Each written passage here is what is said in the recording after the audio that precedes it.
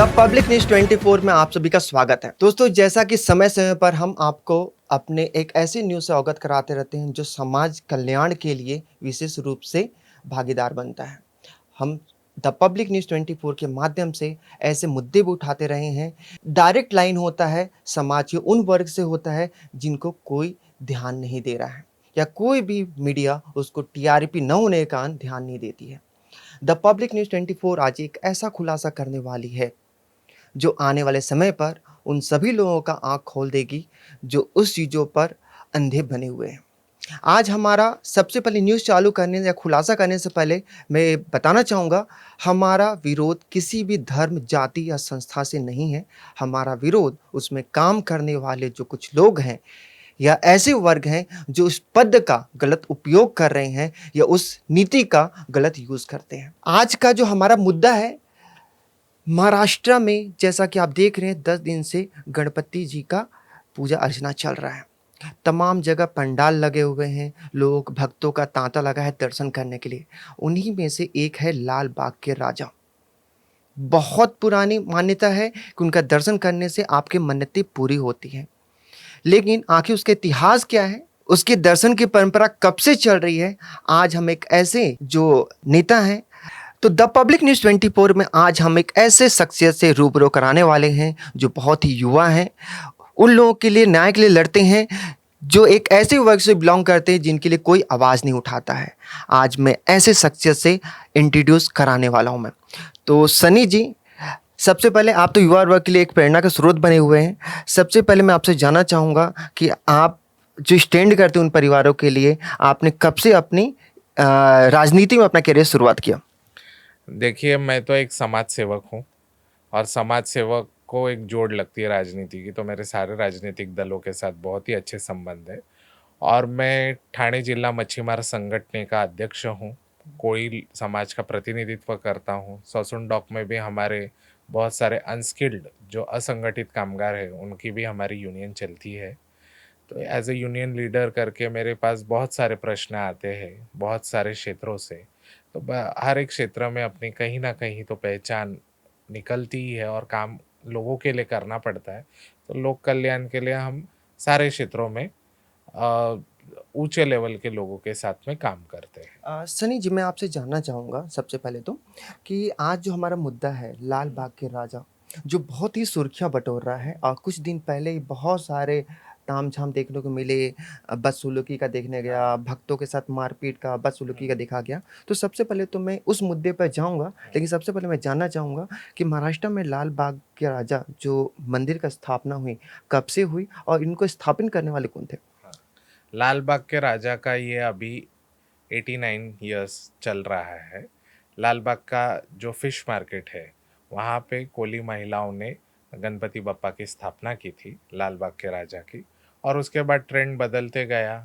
पुराने कोली लोग अब साइड में हो चुके हैं और नए लोगों का ज़्यादा वहाँ दादागिरी शुरू हो गया, ऐसा देखने को मिल रहा है जितने भी तो उसका माध्यम। इतिहास क्या रहा है? मतलब कब से चालू हुआ और उसके बाद कैसे चेंजेस हुआ? देखिए, ऐसा है कि हर गणपति बोलते हैं, जैसे लाल बाग का राजा नवसाला पावणारा गणपति है जो मन्नतों का देवता है।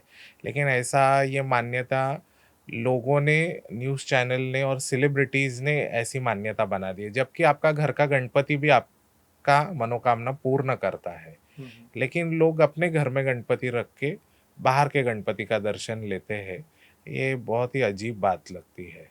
मतलब आपके माता-पिता को छोड़कर आप पड़ोसी का पैर पड़ रहे हो, ऐसा मुझे लगता है। ओके। तो सर, मैं आपसे जानना चाहूँगा कि आज जो लाल बाग के राजा में जो बहुत ही अभी एक सुर्खियाँ जो बटोर रही है, सबसे पहले मैं बात करना चाहूँगा एक जो 4 दिन पहले एक लड़की हुँ, थी, हुँ, जिसने आत्महत्या किया है, उनकी माता ने एक लेटर दिया है। हाँ। उसके बारे में मैं जानना चाहूँगा, आखिर हुआ क्या था?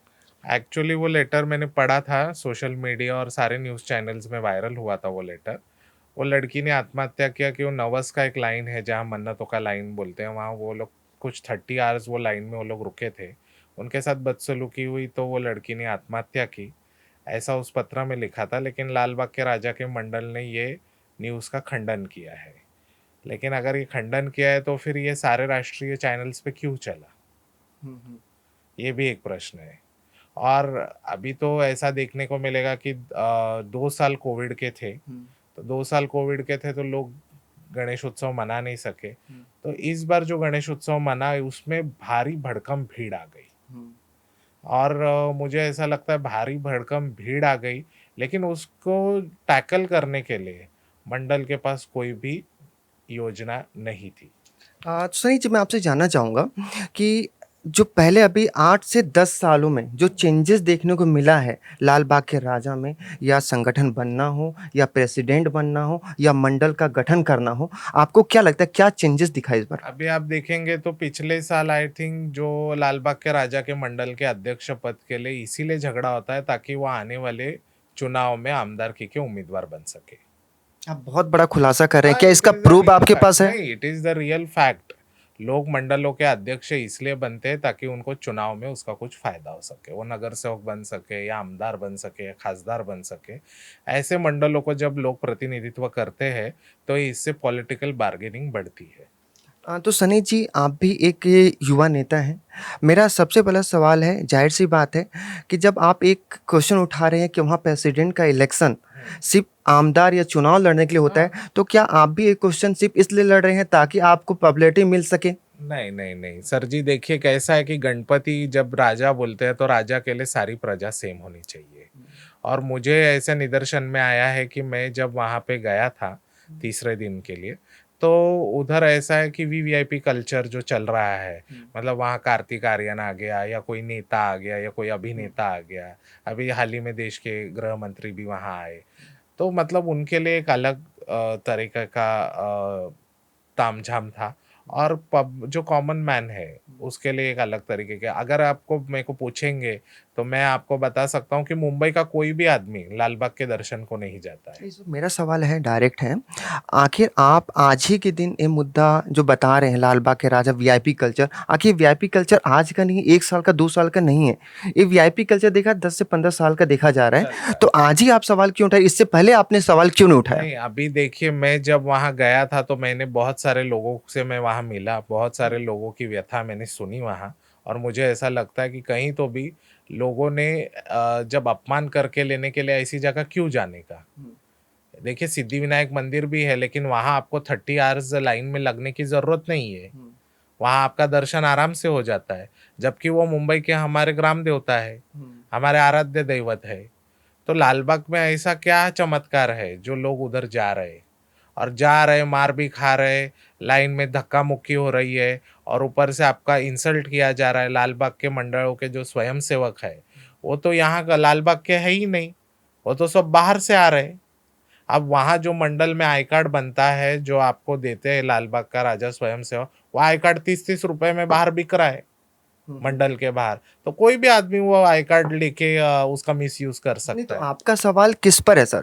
आपका सवाल उन संस्था में काम करने वालों पर है, जो गलत रणनीति से काम कर रहे हैं, देखिए या जो बदसलूकी कर रहे हैं, या दर्शन पर सवाल उठा रहे हैं आप? देखिए, एक चीज़ है राजा के लिए सारी प्रजा सेम होती है। अगर वीवीआईपी कल्चर आपको रखना है तो वीवीआईपीज़ लोगों के लिए एक टाइम रखिए जब वीवीआईपी ही दर्शन हो सके।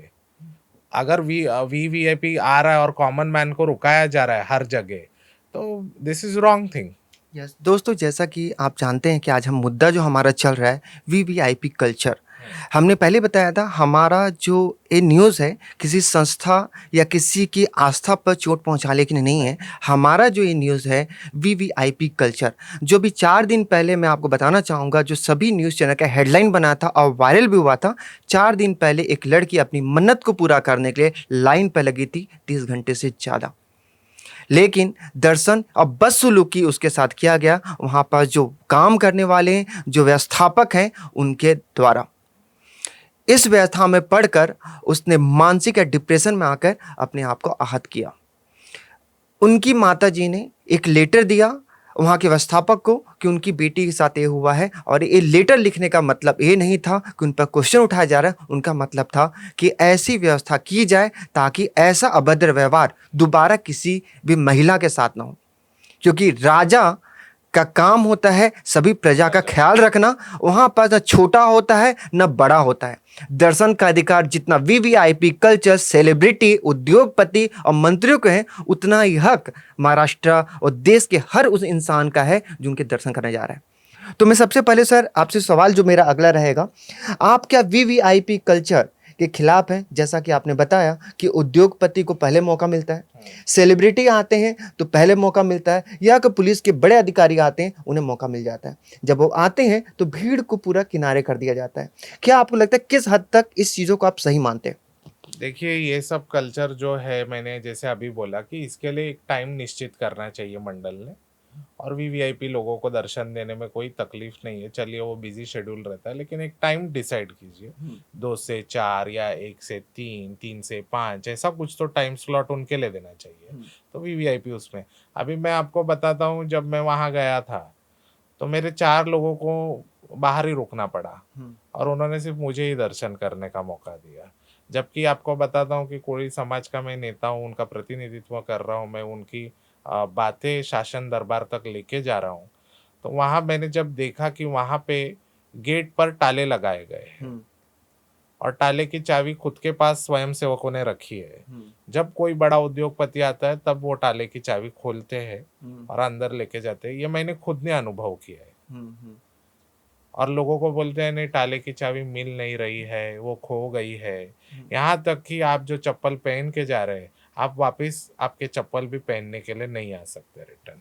इतनी भयानक परिस्थिति मैंने वहाँ देखी, अनुभवी, और इसीलिए मुझे ऐसा लगा कि ये नेशनल टीवी पे बोलना चाहिए। सर मैं आपसे जानना चाहूँगा, जो महिलाओं, आज जो हमारा अहम मुद्दा है, महिलाओं जो हैं उनके साथ अभद्र व्यवहार, सो आपको क्या लगता है वहाँ के जो व्यवस्थापक हैं, महिलाओं को एक अलग लाइन होना चाहिए उनके लिए, प्लस कोई भी किसी भी एक उनकी टच करना, उनको अलग हटाना? और ये जो हो रहा है, अभी 3 दिन पहले एक महिला के साथ भी वहाँ पर अभद्र व्यवहार हुआ, जो पहले ही दिन हुआ। पहले दिन हुआ जो देखा गया।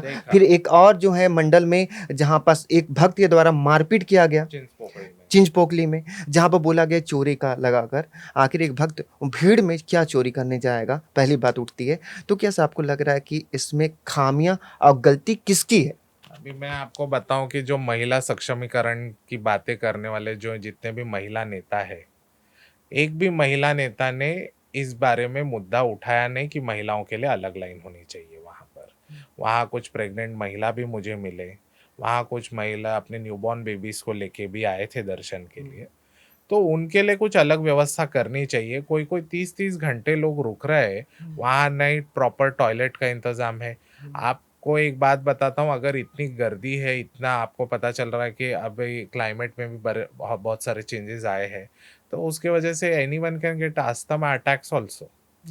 सो इसके लिए उन्होंने क्या मेडिकल एड फैसिलिटीज की है? कुछ भी नहीं किया है। सिर्फ ऐसा है कि दान पेटी में दान करो और निकल जाना चाहिए, इतना ही इनका काम है। या वो दान पेटी का यूटिलाइजेशन पब्लिक वेलफेयर में होना चाहिए। मेरी तो मांगनी मुख्यमंत्री और उप मुख्यमंत्री से यही रहेगी कि जैसे आपने प्रशासक बिठाए अभी सारे म्युनिसिपल कॉरपोरेशंस पे, ऐसा एक प्रशासक लालबाग के राजा के मंडल में, जो आने वाले साल गणपति में 10 दिन तक प्रशासक के हाथ में वो देना चाहिए। तब मंडल के जो कार्यकर्ता है, तब उन लोग जो जैसे व्यवहार कर रहे हैं, दादागिरी कर रहे हैं, ये दादागिरी खत्म होगी। लेकिन सर एक सवाल और उठता है कि आज हम देखा जाए, जितने भी लिबरल हैं या अपने आप को धर्मनिरपेक्ष की बात करते हैं, सिर्फ एक ही चीज़ों पर उनका टारगेट क्यों होता है? दिवाली आती है, पटाखा ना फोड़ा जाए, प्रदूषण हो जाएगा। गणपति जी आ रही हैं, जो भी बनाया जा रहा है विसर्जन के लिए पॉन्ड, उसकी व्यवस्था की जाए, आर्टिफिशियल पॉन्ड की व्यवस्था की जाए, वो उनके साथ किया जा रहा है। लेकिन सर और भी तो हैं, मुहर्रम होता है, उस पर सवाल क्यों नहीं उठता? जो हम बात करते हैं यीशु मसीह की जो होती है आस्था, उन पर भी भारा क्राउड होता है, क्रिसमस उन पर भी डोनेशन होता है, उस पर सवाल क्यों नहीं उठता? तो आखिर लिबर्टी का मतलब एक है, किसी एक ही पर क्वेश्चन उठाना या सभी पे उठना चाहिए? आपको क्या लगता है? देखिए कैसा है, ताकि भीड़ तो मुहर्रम में भी होती है, यीशु मसीह के जन्मदिन पर भी होती है, या मरियम के जी के जन्मदिन पर भी होती है। तो हम सिर्फ क्वेश्चन एक ही चीज़ों पर क्यों उठाते हैं, बाकी चीज़ों पर क्वेश्चन क्यों नहीं उठ रहा है? देखिए सर जी, अगर आप देखेंगे तो अभी फिलहाल गणपति का जो मुद्दा चल रहा है, अभी आप बोल रहे हैं मुहर्रम आ रहा है या ईद आ रही है या क्रिसमस आ रहा है, तो जो भी क्रिश्चियन लोग हैं उनका एक ही त्योहार आता है, क्रिसमस। बाकी साल भर उनका तो भीड़ तो सर वहाँ भी चलता है, वहाँ भी चलती है, भीड़ वहाँ भी चलती है, जैसे वहाँ आप भी पैसे का भी आपको अगर मालूम नहीं होगा, हमारे रिसर्च टीम है हाँ, जहाँ पर आस्था के नाम पर जैसे हमारे पर जादू झाड़ फूक इस पर एक पाबंदी लगी है, रूल रेगुलेशन बना हुआ है, या तो कोई भी अगर करता है तो उसको जेल या कारावास की सजा मिल रही है, मालूम है सर आपको। पता है, लेकिन जादू टोना आपको विधायक है। अभी धर्म चेंज करने पर वो बुलाते हैं कि आप आइए, पानी का बोतल देते हैं और बोलते हैं भूत भाग जाएगा या आप में भूत है। क्या आपने इस चीज़ का खंडन किया कभी आज तक, देखिए कि कैसा है कि कि आपके नॉलेज में नहीं है? नहीं, देखिए सर जी, एक बात बताता हूँ, अगर आपने कॉन्स्टिट्यूशन पढ़ा होगा तो डॉक्टर बाबा साहब अम्बेडकर ने 18 साल कंप्लीट होने के बाद कोई भी किसी जाति धर्म को अगर खुद से एक्सेप्ट करता है, तो ये सब पूरा उसका अधिकार है। उस आदमी का या औरत का अधिकार है कि उसको क्या करना है या किस धर्म में जाना है। हम लोग किसी को बोल नहीं सकते कि आप इस धर्म में मत जाइए, उस धर्म में मत जाइए। नहीं सर, मेरा सवाल वो नहीं है। मेरा सवाल है कि जैसे आज आपने क्वेश्चन उठाया कि भीड़ है और हम उस समर्थन भी करते हैं, गलत को हम भी समर्थन करते हैं कि महिलाओं के साथ लेकिन अगर बदसलूकी वेट सर, महिलाओं के साथ बदसलूकी नहीं होना चाहिए और हम इसका खंडन भी करते हैं। लेकिन क्या ये बदसलूकी सिर्फ एक ही चीज़ में होती है? क्या मुहर्रम में जो यहाँ पास निकलता है, क्या उसमें क्राउड प्रॉब्लम नहीं होती? क्या उसमें ट्रैफिक जाम नहीं होता है? उसमें क्वेश्चन क्यों नहीं उठता? देखिए सर जी, एक बात बताता हूँ, मुहर्रम हो गया या फिर क्रिसमस हो गया, क्रिसमस में तो कोई जुलूस नहीं निकलता, लोग चर्च में इकट्ठा होते हैं, मिलते-जुलते हैं, लेकिन वहाँ पे प्रॉपर मैनेजमेंट होता है। सर उसका उन जो वहाँ पर डोनेशन होता है, जो पैसा आपको मालूम है कितना आता है? क्या वो सरकार के अंदर में आने चाहिए, नहीं आना चाहिए? सब चीज़ें सरकार के अंदर में आनी चाहिए। आनी चाहिए ना? आनी चाहिए, तो क्यों सर नहीं? मेरा सवाल है, इस पर क्वेश्चन क्यों नहीं उठता? देखिए, ये इस पर क्वेश्चन उठाने वाला शायद आज तक कोई आया नहीं, आपने मुझे पूछा। हर जो संस्था है, अगर वहाँ ऐसा लगता है कि वहाँ कुछ गलत चल रहा है, तो वो सरकार के अंदर आनी ही चाहिए। सर आपको मालूम है फ्राइडे जो डे होता है अ, नमाज़ पढ़ने का होता है, और आपको मालूम होगा कि नमाज़ आज एक रिवाज हो गया है, जो कुछ लिबरल हैं, जो धर्म के नाम पर राजनीति कर रहे हैं। जब बहुत सारा कहीं भी नमाज एक स्थान बना गया मस्जिद का, जहाँ पर आप नमाज जाके पढ़ सकते हो, मंदिर बनाया गया पूजा का, जहाँ पूजा कर सकते हो, और मैं सभी के खिलाफ बोल रहा हूँ जो भी धर्म के नाम पर राजनीति कर रहे हैं। क्या खुलेआम नमाज पढ़ना, क्या इससे प्रॉब्लम नहीं होता है? आपको बताइए। होता, देखिए प्रॉब्लम अगर ऐसा है, नमाज अगर मस्जिद में छोड़ के कहीं रोड पे कहीं पढ़ा जा रहा है या शक्ति प्रदर्शन का अगर कुछ प्रयास किया जा रहा है कुछ संस्थाओं से या कुछ लोगों से, तो उनके लिए डेफिनेटली हमारा विरोध है। हमारा क्या कहना है कि आपको गवर्नमेंट ने कुछ जगह अलॉट करके दी है, आप वहाँ बैठ के पढ़िए। देखिए, आपके धर्म का किसी को तकलीफ नहीं तकलीफ नहीं होना होनी ही चाहिए। चाहिए, ये बेसिक पॉइंट है। सर अब मैं उस सेम मुद्दे पर आना चाहूँगा, लाल बाग के राजा, जो आज हमारा अहम मुद्दा था, कि वहाँ पर जो अभी वीआईपी कल्चर या जो वहाँ पर संस्था की जो घटना की जा रही है, क्या आपको लगता है कि जो संस्था है सिर्फ एक वीवीआईपी कल्चर को बढ़ावा दे रही है? दर्शन करने का अधिकार सिर्फ एक वीवीआईपी को, आम जनता 30-30 घंटे, 12 घंटे, 24 घंटे लाइन पर लगी रहती है। इस पर आप क्या बोलेंगे कि आखिर इसका जो जिम्मेदार कौन है? देखिए, इसके ज़िम्मेदार तो मंडल के अध्यक्ष, सेक्रेटरी और जितने भी स्वयंसेवक हैं वो जवाबदार है। क्योंकि अभी रिसेंटली आप देखेंगे कि कार्तिक आर्यन भी पहले दिन ही आके गया था। और दूसरी बात है कि वीवीआईपी कल्चर जो अभी इतना फुल फॉर्म में चल रहा है, जैसे हम लोग सोशल मीडिया पे देख रहे हैं, वीआईपीज़ के दर्शन बहुत अच्छे हो रहे हैं और कॉमन मैन के दर्शन तो हो ही नहीं पा रहे। आप 30 घंटे रुक रहे हैं और आपको 3 सेकंड भी नहीं मिल रहा है गणपति जी को देखने के लिए।